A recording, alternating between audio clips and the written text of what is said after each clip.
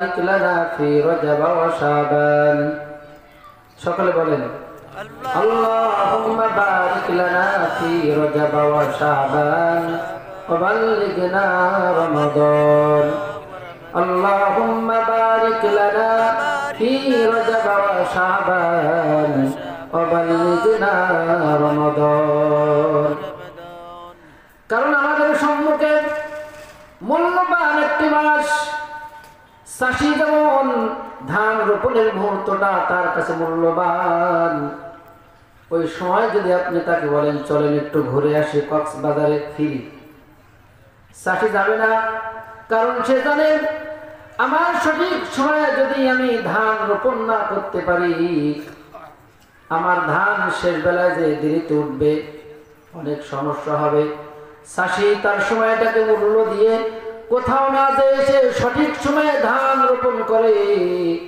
একজন মুমিন তার 12টি মাসের ভিতরে সবচাইতে মূল্যবান মাস হলো রমজান মাস। কোন মাস? রমজান মাস। একজন মুমিন আল্লাহ রাসূলের দোয়া থেকে আমাদেরকে শিক্ষা দেয় একজন মুমিন তার রমজান মাসটাকে মূল্যবান করার জন্য 2 মাস আগে থেকে সে আল্লাহ পাক রব্বুল আলামিনের সাথে যোগাযোগ করবে। আল্লাহুম্মা বারিক লানা, আল্লাহ আপনি বরকত দিয়ে দিন, আমার অর্থের ভিতরে বরকত দিয়ে দিন, আমার মালের ভিতরে বরকত দিয়ে দিন, আমার সময়ের ভিতরে বরকত দিয়ে দিন।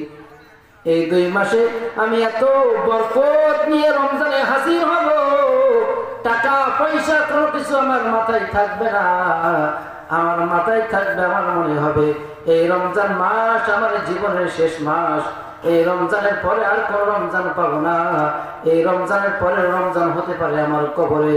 এজন্য রমজানটাকে মূল্যবান করে আল্লাহ আমি এত ফসল কামাই করব, আমি জাহান্নামী হইলে রমজান মাসে ইবাদত বন্দেগী করে আমি জান্নাতের উপযুক্ত একজন বান্দা হয়ে যাব। সুবহানাল্লাহ।